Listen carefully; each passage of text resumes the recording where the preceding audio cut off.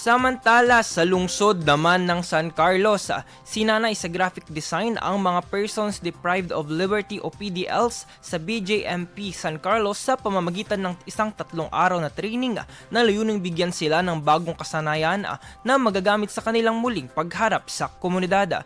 Katuwang sa pagsasagawa ng programa ang City Library at Department of Information and Communications Technology, Dagupan.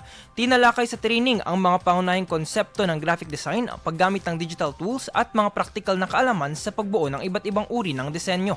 Ayon sa lokal na pamahalaan, bahaging ito ng patuloy na advokasya na itaguyod ang edukasyon, produktibong pagbabagong buhay at rehabilitasyon para sa mga PDL. IFM News Express, Balitang Metro.